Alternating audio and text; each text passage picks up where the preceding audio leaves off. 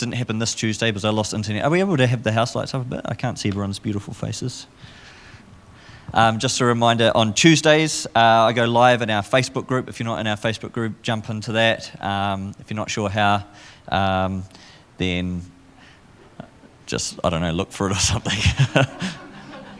Put on your Connect card that you'd like to join, and we'll make sure that you can join. But I go live at 10 o'clock on a Tuesday, and we just talk about the message from Sunday. So if you've got any questions from the message, write them down on the Connect card, and I'll attempt to help answer those questions. We also pray over the Connect cards again, and that didn't happen this week because renovations were happening and we had no power and internet. So, but anyway, I have been praying over your Connect cards anyway. Great. Well, just one thing before we get started this morning, just wanted to remind you on your seats you've got a card about conference. So conference is coming up in September. And, I don't know about you, but I know that my walk with God, my journey with God, is defined by moments. Moments where I've met with God, where God has met with me. Moments where I've positioned myself for Him to speak into my life, and moments that have really radically changed my life. Like I can think of conferences that I've been to, and to be honest, I don't remember what the person was preaching, but I can tell you exactly what God did in my life and did in my heart in those moments. And so that's why we wanted to have a conference this year. Often I get to go to conferences, and so many times I'm sitting there and I'm going, I wish my whole church was here for this, or I wish everyone could hear this, or everyone could experience this moment that we're having with God. And so we thought, why don't we just bring that to us this year? And so we've got Pastor Peter McHugh from Melbourne coming over from Stairway Church. We've got Matt Lansdowne from Bethel, New Zealand coming. And so it's just going to be, I believe it's just going to be one of those weekends where we meet with God. And the theme for the conference is saturate. And the word saturate means to be satisfied fully.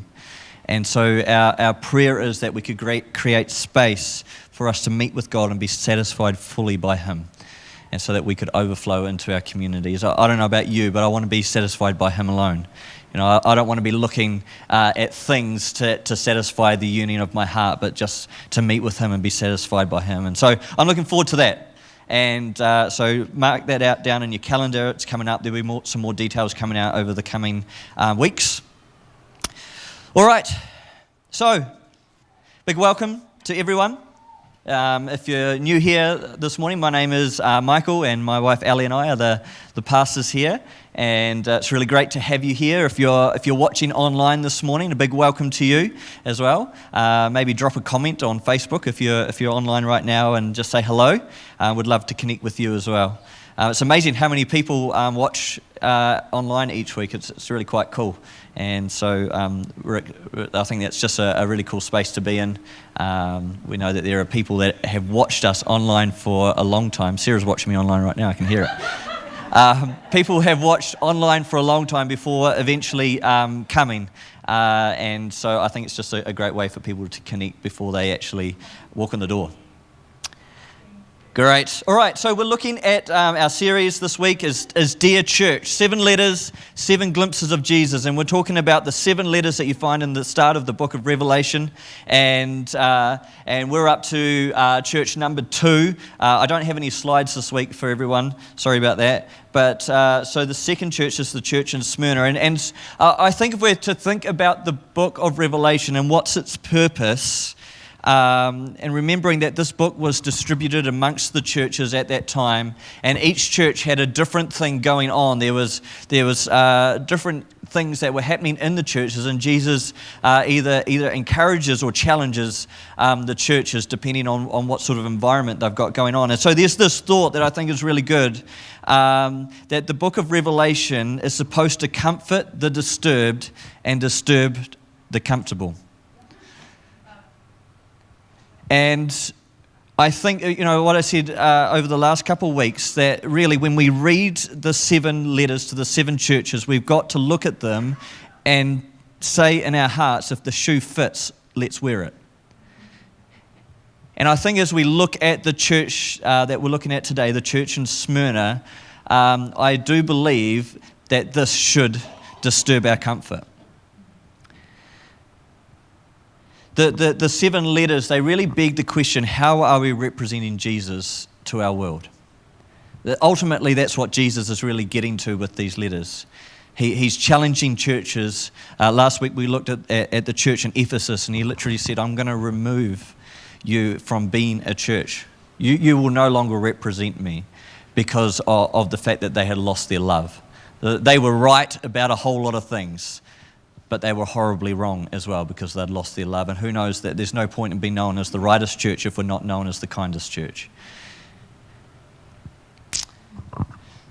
And so when it comes to church and what we think about church, who knows that there is no perfect church? The church is made up of imperfect people with one thing in common, Jesus. And Jesus loves his church. He died for his church. He protects his church. And right now, as we read these letters, he's calling us up into who he's called us to be. So what would Jesus say to his church in the Hutt Valley? My prayer is that as we go through this series, that our hearts would be open to hear what the Spirit is saying. See, the reality is we don't often view the church as something we are. We sort of or view it as something that we are responsible for. We view the church as something we attend or something that serves us, something that meets our needs. And over the last couple of weeks, I've used that analogy of being stuck in traffic, how often we are in traffic and we say, I'm sorry I'm late, I was stuck in traffic, but the truth is that we were the traffic. We are contributing to the problem of being the traffic. And just the other day, David texted me about being somewhere on Friday, and I was just about to leave from Petone at 5 o'clock on a Friday afternoon. And so I texted him back and said, I'm sorry, I won't be there. I'm contributing to the traffic right now. And so I was like, it took me about 3/4 of an hour to get home from Petone. But and so it's realizing that we are actually responsible for the spiritual condition of the church. We are responsible, not just the leaders of the church, not just Jesus. We are responsible for the condition of the church because we are the church. And so the reality is when we use language that actually defers responsibility, it's actually probably a reflection of our own attitude, our own misconceptions or our misplaced expectations that we have on the church. And we make an idol of the church when we try to get our needs met from the church rather than getting our needs met in Jesus. So, this week we're looking at the church in Smyrna, which is known as the suffering church. And so I want to start with a question this morning. And the question is this: is the world getting more dangerous or is it getting more safe? Is the world getting more dangerous or is the world getting more safe? So I want to have a show of hands. If you think the world is getting more dangerous. All right, roughly about half. If you think the world is getting more safe. A lot less safe, don't know. Don't know, don't care? All right, so just as a show of hands, about 3/4 of us think the world is getting more dangerous, and about 1/4 think it's getting more safe, and some of us don't know or don't care. The truth is, the world is getting a lot more safe in a massive way. But the problem is we have this thing called trait negativity bias, where we are hardwired to be attracted to negative things. And the media know that, of course, and so they pump out all this negative media. And so basically, we live in fear. And we think the world's getting more dangerous. And I don't know about you, but when I grew up, my parents would kick me out the door and go play, and I wouldn't come home till it was dark, and that was quite normal and quite okay. And now we live in a society where we're kind of scared of even thinking about doing that with our children, but the reality is we're actually living in a safer world. And I could show you all the statistics, but we don't have time for it. But in quite a big way, we are living in probably the most peaceful time in all of humanity's history. But there's this tension as well that we also live in a time when Christians are the most persecuted they've ever been. And so there's this tension that we have to live in, and I think we need to wrestle with it a little bit. So one of the issues that I see is that as the world becomes safer, we have become more comfortable and more entitled. almost to the point that we think Jesus is obligated to keep us safe. Yet the opposite is quite true. See, Jesus made it really clear when he said, "Come, follow me." He made it really clear that allegiance to Jesus would not be a pathway towards safety. What did he promise us? You will suffer and you will be persecuted. Like it's the worst advertisement ever, eh? And yet people gave up their whole lives to come and follow him. Why? Because he's worth it, eh? He is totally worth it. See, unfortunately, the environment that we find ourselves smack bang in the middle of, it actually produces this type of spiritual condition. And when I say smack bang in the middle, I'm talking about Western society, Western culture, the Western church, where we are very, very comfortable. We find ourselves in Upper Hutt, New Zealand, probably one of the safest places around in the world. We find ourselves smack bang in this environment that produces a certain type of spirituality, or a certain type of spiritual condition that I like to call spiritual wimpiness.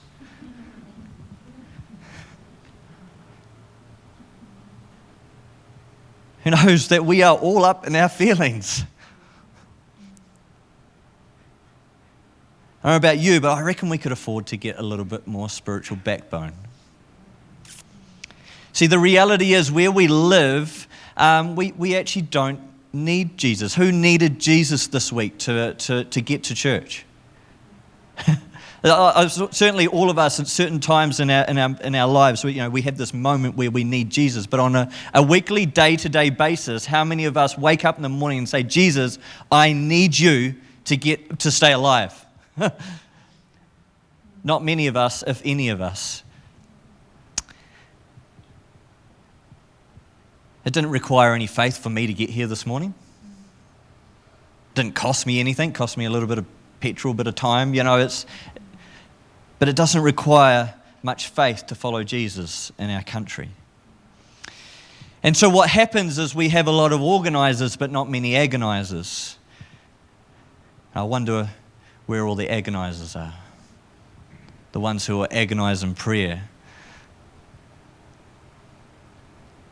Maybe we need a bit more backbone. So what can we learn from a church? We're looking at a church this week that is nothing like us. It is absolutely nothing like us. A church that was poor, powerless, and persecuted. We are not poor. We are not poor. We are not powerless. We are not a church that is powerless in its community. This week, the church leaders in Upper Hutt have lunch with our mayor. We're invited to sit down with the mayor to talk about our community, to talk about how we can help, to talk about how we can make a difference. He honours the church in our community. We are not powerless. In fact, I would suggest we are powerful in our community. We have everything we need to make a significant impact. And we are not persecuted. So let's open our Bibles to Revelation chapter 2. Revelation chapter 2, and we're going to be looking at verse 8 to 11. Now, this is probably one of the smallest letters to the 7 churches, and it's one of only 2 churches where Jesus gives no correction. All right, so it's just all encouragement to the church in Smyrna. All right, it says this in verse 8, "To the angel of the church in Smyrna write, these are the words of the first and the last who died and returned to life. I know your affliction and your poverty, though you are rich. And I am aware of the slander of those who falsely claim to be Jews, but are in fact a synagogue of Satan." Some strong words right there. Verse 10, "Do not fear what you are about to suffer. Look, the devil is about to throw some of you into prison to test you, and you will suffer tribulation for 10 days. Be faithful even unto death, and I will give you the crown of life." Verse 11, "He who has an ear, let him hear what the Spirit says to the churches. The one who is victorious will not be harmed by the second death."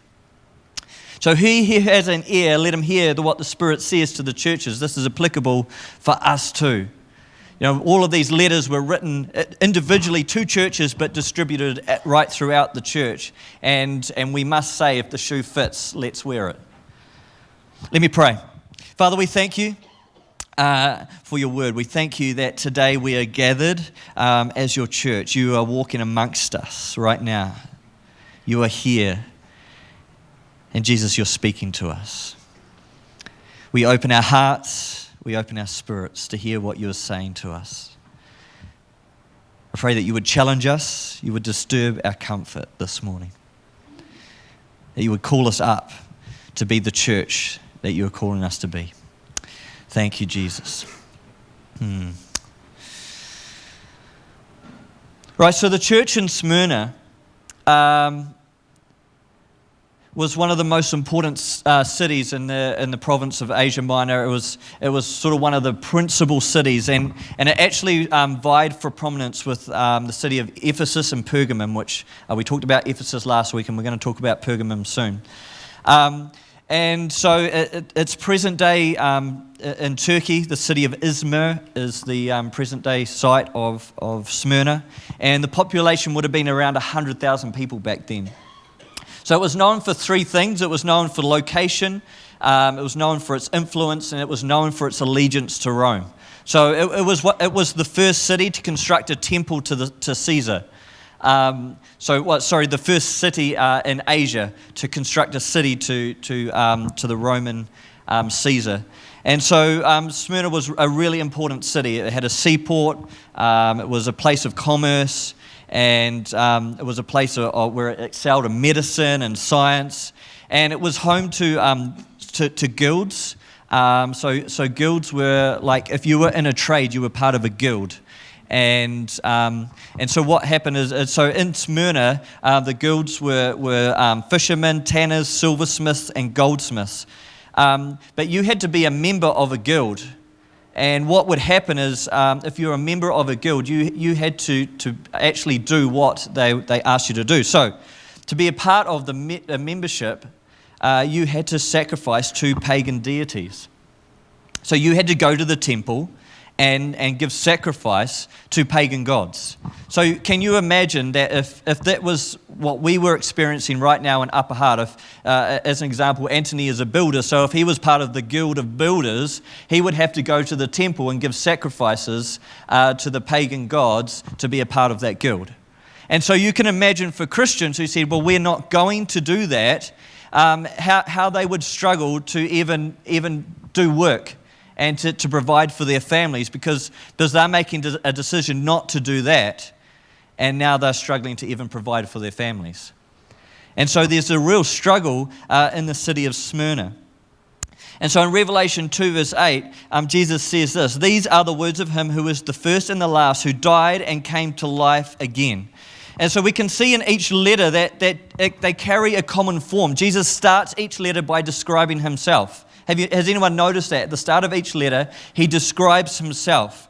Does anyone remember how he introduced himself to the church in Ephesus? He said he's the one that holds the leaders in his hand and he walks among the churches. In other words, he's seen what's going on. He's looking, he's walking amongst us, he's with us. But he says to the church in Smyrna, "I am the first and the last." And for them, they would have known this is Isaiah. This is Isaiah 44, where it says, "Thus says the Lord, the King of Israel and his Redeemer, the Lord of hosts. I am the first and I am the last, and there is no God beside me." See, Jesus is reminding the church in Smyrna that he is the only true God in a culture where Caesar is called God. The other thing, that Smyrna was also known as the city that died and came back to life. It was basically taken out by an earthquake and then was resurrected. It was built again. And so it was known as the city that died and came to life. And so Jesus is identifying with them. He's saying, don't forget that I am the one that died and came to life. He's also saying to them, don't worry about the suffering and the persecution. I have overcome death. See, he's identifying with the church. He says, I know what you're about to go through, but don't worry, because I am. I am the one that died and came back to life. I overcame death. And so he's identifying with each city, he's identifying with each church in the way that he describes himself. And isn't that just like Jesus?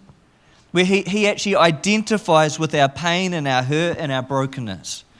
And through his Spirit, he meets us right where we are. I don't know about you, but how many times have you sat in a message and he's able to speak to each of us individually through a message that goes out corporately, and it can be something different for each of us.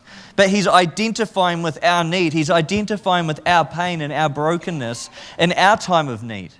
And so for Ali, it could be something completely different than what someone else gets through a message. But that's Jesus, isn't it? And if our ears are open to hear what the Spirit is saying, then believe me, every word, every message can bring transformation into our lives. In verse 9, it says, I know your afflictions and your poverty. Listen to this. I know your afflictions and your poverty, yet you are rich. Yet you are rich. You are actually rich. And here's the crazy thing is we're going to look in a few weeks at a church where Jesus says, you think you're rich, but you're actually poor. And for us as followers of Jesus, it should take for us to consider actually what is it that is valuable in the kingdom. Is it wealth? Is it riches? Is it worldly riches, or is it the riches of the kingdom? Are we chasing the wrong things? In James 2 verse 5 it says, listen, my dear brothers and sisters, did not God choose the poor in the world to be rich in faith and heirs of the kingdom that he promised to those who love him? In 2 Corinthians 8 verse 9, it says, for you know the grace of our Lord Jesus Christ, that though he was rich, yet for your sake he became poor, so that you, through his poverty, might become rich. In the second part of this verse, it says, I know about the slander of those who say they are Jews and are not, but are a synagogue of Satan. I mean, that's pretty strong sort of language there from Jesus, isn't it? So who are these Jews? Who are these apparently fake Jews? So there's a couple of views on this. One is that they were a group of Gentiles or a group of non-Jews who called themselves Jews. And so instead of following Judaism, they proclaim themselves as the people of God, but they actually worship the Roman Empire. And they actually spoke out against the Christians in Smyrna. There's another view that this group were actually physical Jews who followed the tradition and the Mosaic law, yet didn't really know who God was. So you can see Paul sort of talking about this group in Romans chapter 2. He says this, a man is not a Jew if he is only one outwardly, nor is circumcision merely outward and physical. No, a man is a Jew if he is one inwardly, and circumcision is circumcision of the heart by the Spirit, not by the written code. And so what had happened is these fake Jews, this group of fake Jews, had actually made a deal and allegiance with Rome, and they were actually worshipping the Roman Empire and bowing down to the Roman Caesar. And so because in those days there was a lot of tension or misunderstanding about how Jewish did we need to be a follower of Jesus. There was sort of all of that going on. Because of that, the Christians who would not bow down to Caesar were causing tension because they were being lumped in, and the Roman Empire were lumping them and saying, all of you Jews aren't bowing, and they were saying, no, it's just the Christians, we're still bowing to Rome. And so there was tension, and so actually the Jews were persecuting the Christians, and the Roman Empire was persecuting the Christians, and so they were getting it from all sides. And so what they would do, they would slander them. They would make up stuff about the Christians, and some of the things that they would say about the Christians was that they were partaking in orgies. That was some of the stuff that was said. They would also call them cannibals, because they would have the Lord's Supper where they would eat and drink the flesh of Jesus, and so they would call them cannibals and create all sorts of stories about the Christians in Smyrna. And so all of this was the environment that these Christians are trying to stay faithful in. Who knows, that is nothing like what we experience. In verse 10, Jesus says to them, "Do not be afraid of what you are about to suffer. I tell you, the devil will put some of you in prison to test you, and you will suffer persecution for 10 days. Be faithful even to the point of death, and I will give you life as your victor's crown." In Hebrews 2 verse 17 it says, Therefore he had to be made like his brothers and sisters in every respect, so that he could become a merciful and faithful high priest in things relating to God, to make atonement for the sins of the people. For since he himself suffered when he was tempted, he is able to help those who are tempted. See, Jesus isn't writing this letter and saying, "Thanks for suffering for me." He's saying, "I can identify with your suffering. I know exactly what you're about to go through. I went through it." In Hebrews 12 verse 3 it says, "When fear grips the human heart and our very life is threatened, nothing can bring tranquility like faith in him who is both the first and the last." And when Jesus has already said, "Don't forget, I'm the one who is the first and the last." He's identifying with them. He's saying, "I've been through this. I know what you're about to go through. Don't worry, I have overcome the world and I have overcome death." See, Graham Cook often says that in the midst of our trials, we must ask this question: Jesus, who do you want to be for me in this season? Who do you want to be for me in this season? Because in every trial, Jesus is wanting to reveal a certain aspect of him that we have not yet experienced or seen. And so in every trial, we can choose to push blame. We can choose to separate ourselves from maybe being responsible or anything like that. But the question we must ask is, Jesus, who do you want to be for me in this season? Who is it that you're trying to reveal? What nature or character of yourself are you trying to reveal to me in this season? So I love that Jesus is reassuring them right from the start about who he is, what his nature is, and that he has been through this and he has overcome. The second part of this verse, where it's talking about, where are we? So be faithful even to the point of death, and I will give you your life as a victor's crown. So in the city of Smyrna, obviously emperor worship is common. But to follow Jesus is to say that Jesus is king and Caesar is not. This is what it means to follow Jesus. So under the rule of Domitian, who became Caesar a bit after this letter was written, he actually made emperor worship compulsory. All right, so now it's not just if you want to be in a trade, now it's everybody. Everybody must bow to Caesar. And so it was under the rule of Domitian that a guy called Polycarp was martyred. Now, Polycarp was the leader of the church in Smyrna. All right? So this letter is penned, it's written to the leader of the church in Smyrna. It went to Polycarp. Polycarp reads this letter. He says, "Don't be afraid. Some of you are going to suffer even to death." And I don't know about you, but if you get a leader like that, you're not that pumped. But Polycarp was burned at the stake for refusing to bow to Caesar. They took him into the amphitheater where the proconsul tried over and over to persuade him to renounce his faith. They would say, "What harm can it do? Just say Caesar is Lord to save your life," and he would not do it. After repeatedly just not doing it, he said, "For 86 years I have served him, and he has done me no wrong. How then can I blaspheme my king and my savior?" They threatened to bring out live beasts, and he said to them, "Bring it on." There's no spiritual wimpiness there, is there? Bit of backbone. Bring it on. They said, "You may make light of that, then we will burn you at the stake." And the Jews who hated him gathered the wood for the fire. They were going to nail him to the stake, but he said, "They do not have to nail me, I will stay." They just put a rope around his hands, and before they lit the fire, he prayed, "O Lord Almighty God, I thank you for counting me worthy of sharing the cup of Christ among the number of your martyrs. May I be accepted this day before you as an acceptable sacrifice." Then they lit the fire. But strangely enough, the wind blew the fire away from his body and it did not touch him. Finally, one of the soldiers took his sword and he ended the life of this great martyr. He died for one reason, his unyielding faith in the Lord Jesus Christ. He was faithful until death and he lost his physical life, but he gained so much more.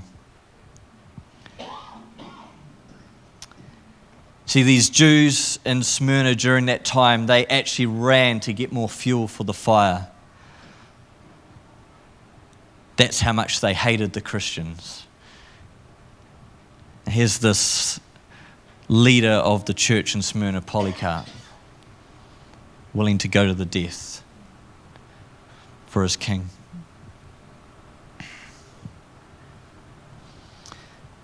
So here's a bold question for us all. What has your faith cost you?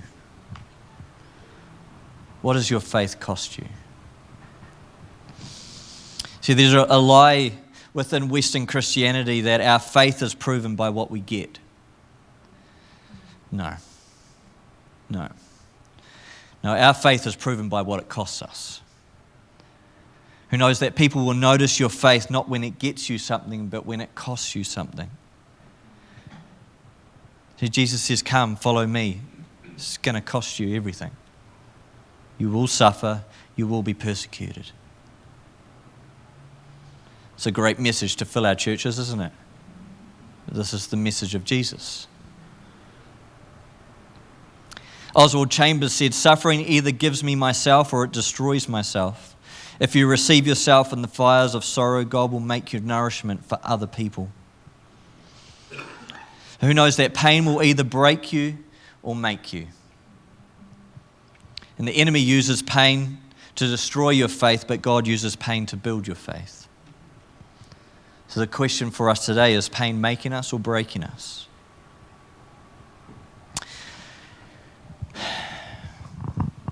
I think one of the things that I listened to lots of messages during the week on people talking about the church in Smyrna, and some of them were really good, and some of them I was a little bit saddened by, but somehow this message to the church in Smyrna was used to be about us, and it's not about us. We are nothing like this church. And I think for us to even try and pretend that we understand what persecution is actually really sad. We don't know persecution. I mean, the greatest persecution I can remember this church here ever having is like the 3 weeks when we had no baristas, and we had to drink instant coffee, that's about the level of persecution that we have. Or the week, when we had to serve 3 weeks in a row. Or, sometimes I have people saying to me, "I'm just being so attacked in my finances right now." And I'm sitting there thinking, no, this is not persecution. You were just unwise with your money. We are exceedingly rich. Exceedingly rich in this country. Even people on the lowest level of benefits in this country are among the top 5% of the richest in the world. We are exceedingly rich, and it has made us exceedingly comfortable. See, we are so comfortable that we take it for granted that we have a safe place to gather on Sundays. Meanwhile, around the world, people literally die to go to church. Come on, it's a stark contrast when you think about it, isn't it? In Western society and Western countries, the regular church attendance is once a month. Once a month is considered regular attendance. Why? Because it costs us nothing. It costs us nothing. We have no value when it doesn't cost us anything. I look at my kids and they have so many toys and they have no value for their toys because it didn't cost them anything. We live in a consumer society where we have no value for things because it just doesn't cost us anything.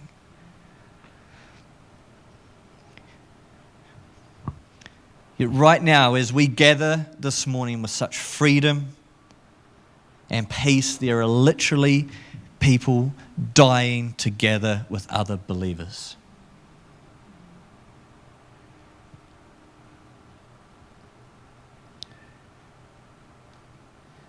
In Haggai 1 verse 4 to 5, there's this passage which is written about the temple, but I think it's very relevant for the Western church, and and relevant because we are the New Testament temple. But it says this: it says, "Is it a time for you yourselves to live in your panelled houses, while this house lies in ruins?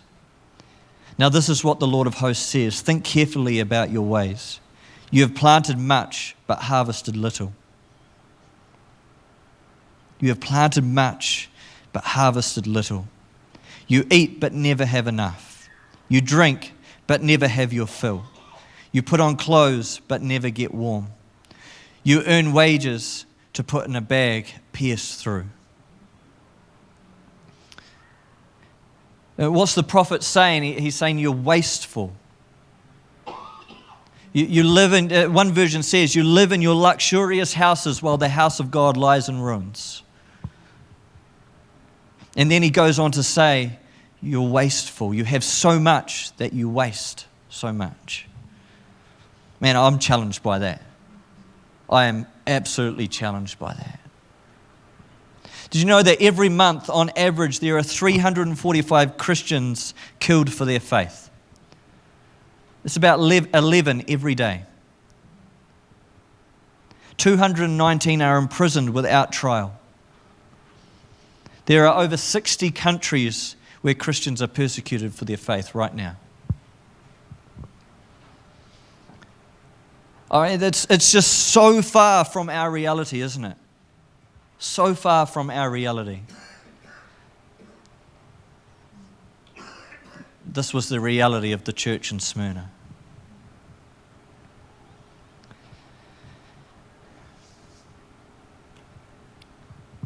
And Jesus encourages the church in Smyrna, be faithful, even to the point of death, and I will give you life as your victor's crown.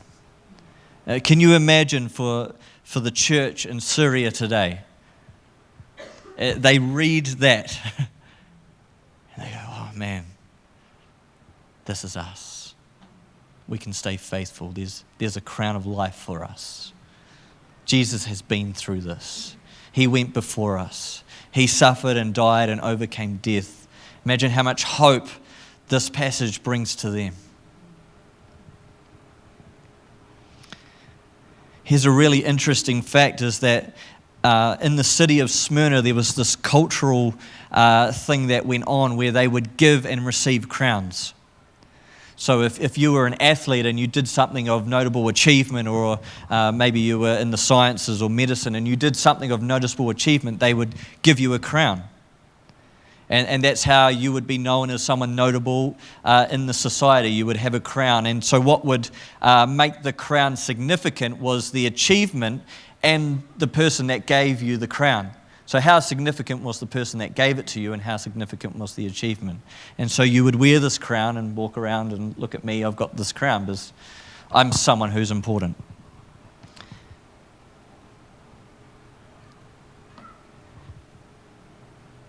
The point is, I can guarantee you that the church in Smyrna, none of those guys would have had a crown. They were the lowest of the low. They were insignificant in the eyes of everybody. The Jews hated them, the Romans hated them.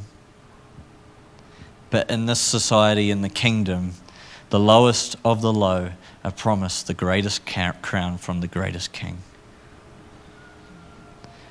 I love that Jesus speaks right into the heart of it. He says, you guys probably have never had a crown, but don't worry, the greatest crown awaits you. And when he speaks right into the heart, right into their brokenness. Isn't that so like Jesus? See, this crown is mentioned in James 1 verse 12. It says, "Blessed is the man who perseveres under trial, because when he has stood the test, he will receive the crown of life that God has promised to those who love him." In 1 Corinthians 9 verse 24, it says, "Do you not know that all the runners in a stadium compete, but only one receives the prize? So run to win. Each competitor must exercise self-control in everything. They do it to receive a perishable crown, but we receive an imperishable one." Then in Revelation chapter 14, it says that we come and we lay our crowns at his feet. Come on, what are we going to have to lay at his feet when we meet him? Will we have a crown, or will we have just settled in our comfort? We think we're rich. Man. One day when we gather with all the believers, when we stand at his feet, what will we have to lay before him? Come on, all this stuff, the Bible says it's wood, hay and stubble, will be burned up. What are we going to have to lay at his feet and say, I gave my all for you, and here it is.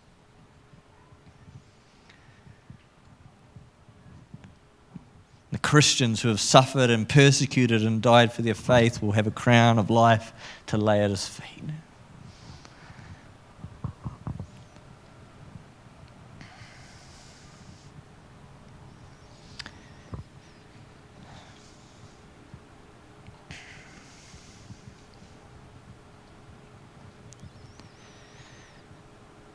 So Jesus leaves us with two encouragements.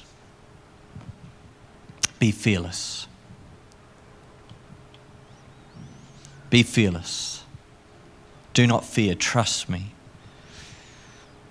See, fear and trust are opposites. You cannot do them at the same time. They cannot coexist. And he says, be faithful. Be faithful. This is ultimately what Jesus is after. Being faithful in the little things.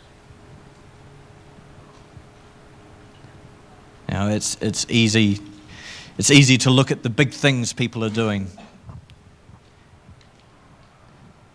You know, and you know, we have a Christian celebrity culture as well, you know, and we see these people doing big things. We want to be like the big people. Jesus is just looking for faithfulness. He's just looking for faithfulness.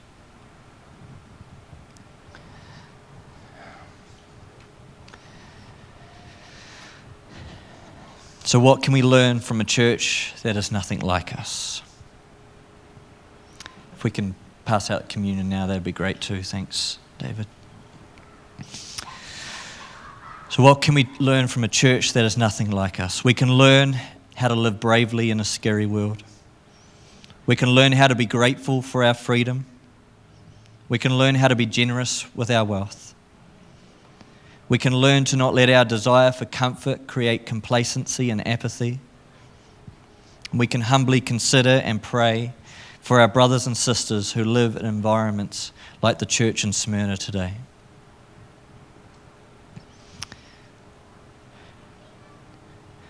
As we share communion this morning, I've got a short video that I want to show. This is a story of some Christians in Syria.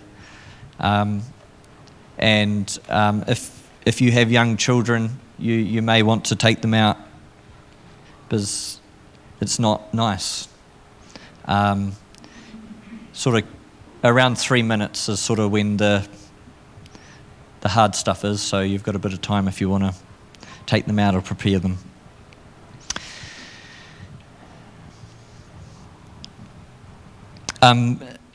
Many years ago, some of you may remember we had a guy come speak, a friend of mine called Scott Bell. Does anyone remember Scott Bell? Yeah. He once went to Indonesia and when he turned up, he arrived to a group of pastors, and one of the pastors had just been imprisoned for 3 weeks. He was put in an underground cell and was given no food or water for weeks, and you know, he was underground, and the rain could get on it. He was exposed to the elements. They would spit on him and curse him, and he had just come out of this prison just before Scott got there, and Scott says that he said to this group of pastors, he said, "Oh man, we must pray for you guys."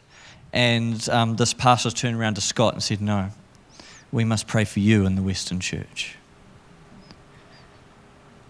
And you know, that is so true.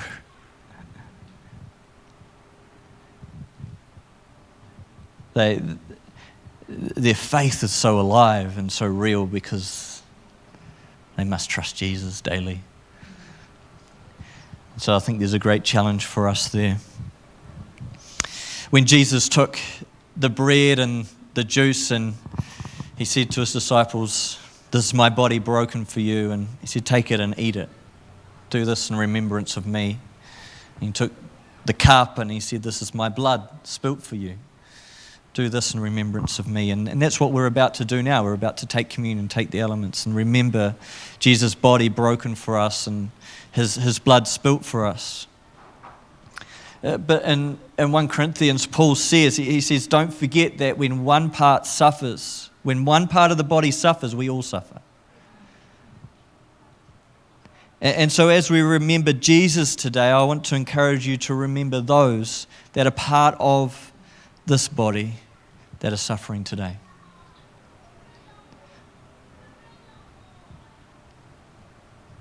Let's take the bread and the juice and remember.